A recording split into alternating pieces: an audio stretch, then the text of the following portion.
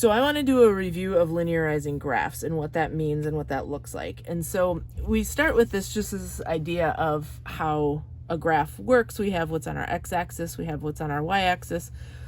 We sometimes have a y-intercept, and we have some type of relationship for our line. And so if it's a linear graph, we have y equals mx plus b, m is the slope of the line, and then we can show how things relate from there. I'd like to talk about this and look at this idea of linearizing using my favorite equation for this, because it gives us lots of different options. It's the centripetal force equation of Fc, centripetal force, equals mv squared over r.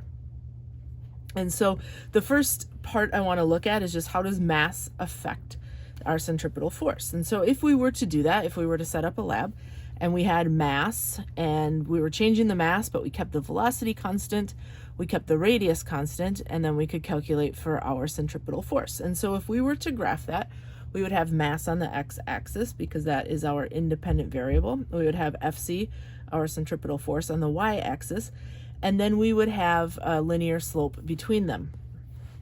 And if we were to set this up, and this was the equation that we were using to drive this, what this would mean for us is not only do we have a linear relationship, but this line, the slope of this line, can mean something. And so what we can do is we can say that our centripetal force equals, and I'm going to put a box here because we're going to put in this box what is constant. So v squared over r times the mass. Well, that tells us something, because if mass is on our x-axis here and our y-axis is centripetal force, then this becomes the slope of the line.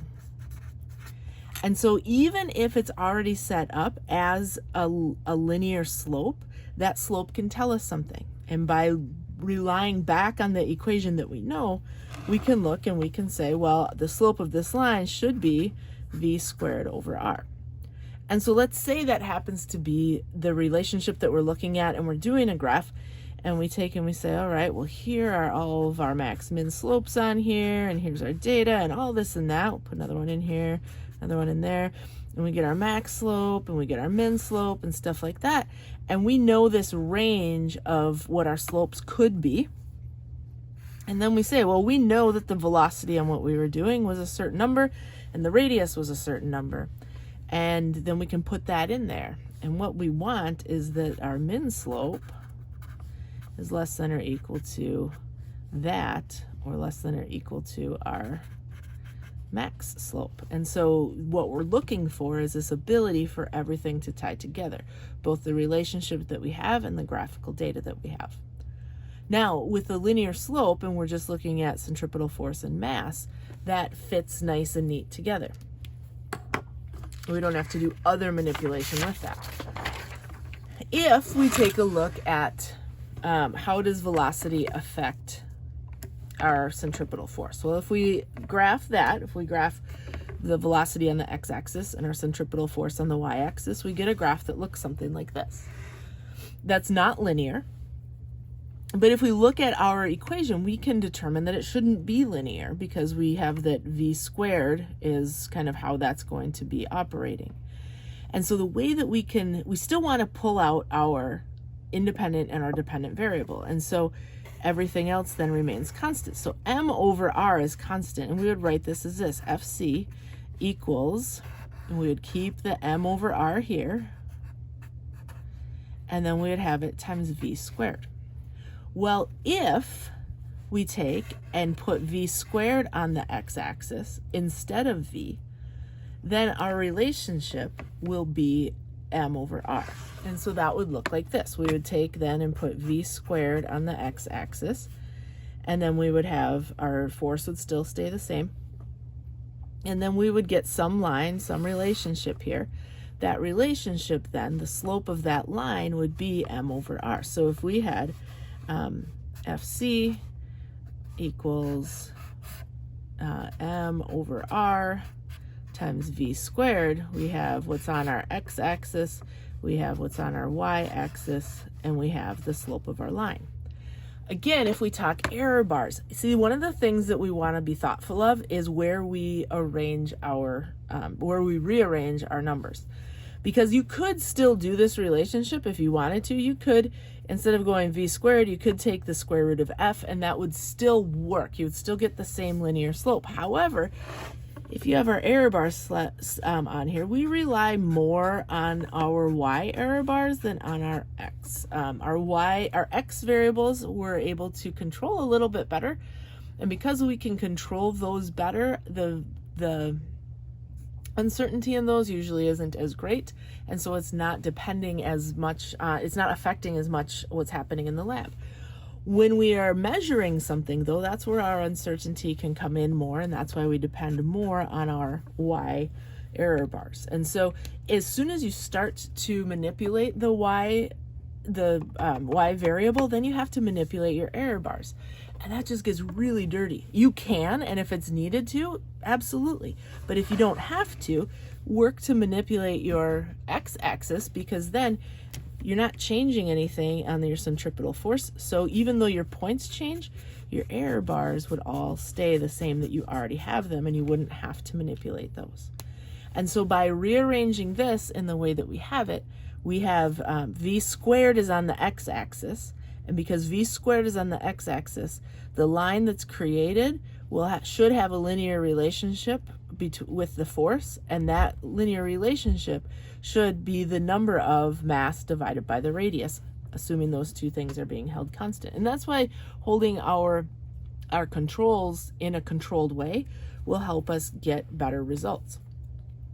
Again, if you put your max min slopes in here and you go, something like that, you should have your minimum slope should be less than or equal to your m over r, less than or equal to your max slope. And in a perfect situation, when you finish your lab, if this is what's happening, then you have a really strong justification for what you found experimentally, and then what you know from the research that you did for the background research. The third one that you might encounter using the centripetal force equation, where if you were looking at how does radius affect the centripetal force. So if you're asking how does radius affect the centripetal force, then you're holding your mass and your velocity constant. And so when you do that, you get a graph that looks something like this. And if you rearrange it and pull out the variable that you have and keep your constants constant, so you had mv squared would be constant, and then your r would be 1 over r. This mv squared times 1 over r still gives you that. And so this would go on your x-axis, and you could keep your fc on your y-axis. So again, if you were to rearrange that, then you would have 1 over r on your x-axis. You would get some line, some slope, and the slope of that line then would be mv squared. And so if you rearrange it and set it up, and you have fc equals mv squared times 1 over r, x-axis, y-axis, slope. Again, if you look at your max-min slopes, your max-min slopes then should be somewhere around here. And if it doesn't fall exactly within there, but you can still, if you're still close-ish, it's still able to be justified within what you have, and be able to talk about error throughout the rest of your experiment and why that might not have worked. But the biggest thing is, and the thing I want you to keep in mind, is that when you are rearranging your equation to linearize it, yes, some of it is done visually, but if you have a graph that you can get into, or if you have an equation that you can get into y equals mx plus b format, and you have y and you have x and you have that slope, and sometimes b is something, sorry you can't see that, sometimes b is something, and sometimes it ends up being 0, and in that case it should still be 0. If you have something that's higher than that or lower than that, then you're talking about that as a whole within your experiment, and the areas that something may have gone wrong. But if you're looking at this and you've been able to rearrange an equation into this format, then in that justification, if you can get it linearized in the way that your equation goes, the slope would be a value that you can actually compare something to.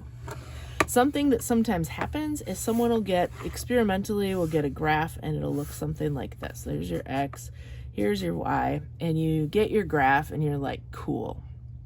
have my graph, and it's totally linear when you get it, and you're like, cool, I got it, that works. But you know that, and that you should have a relationship of y equals, I don't know, let's say 7x squared, and you're like, whoo, that is not right. And so what you still want to do then is to rearrange your graph in order to see how it goes with this, and then you'd be able to figure things out from there. And it might not fall exactly the way that you want, but you're still showing that you're tying together your background information with the information that you've collected in your data. And so sometimes it works really well, sometimes it doesn't work as well, but you still want it to be driven by that equation that you get in your background information. Another situation that might occur is where you're starting out a lab and you don't have a relationship that is predicted by an equation. And that happens a lot. You may have a relationship that is kind of conceptually addressed, but maybe not numerically addressed, or one that doesn't have a completely perfect fit, but you see a trend within the parameters for which you have set your variables. And so let's say you have a graph that looks something like this, and you're like, I know that this is an x squared graph. And so you put this up here and you look at the shape of it and you're like, that's totally x squared, I can do that. Then what you can do you can still make that rearrangement, and you can say, well, I don't have an equation that goes along with it, but I do know that the shape of that is an x squared graph. So I'm gonna put x squared on here, put y here, and oh, cute, I have a linear graph. That's amazing. And so then you can take that information and you can say, well, here's my slope, and based on what I know conceptually, this makes sense because of the way that I have this and that.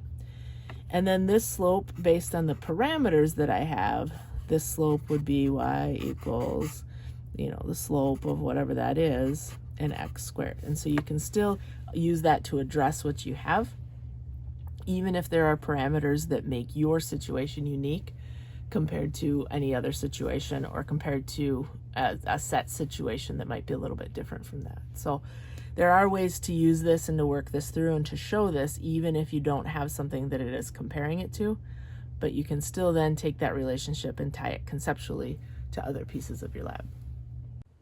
And if your lab data and your equation and all your pieces fall together, then you can decide which way you want to celebrate what your lab is, because it's always a good deal.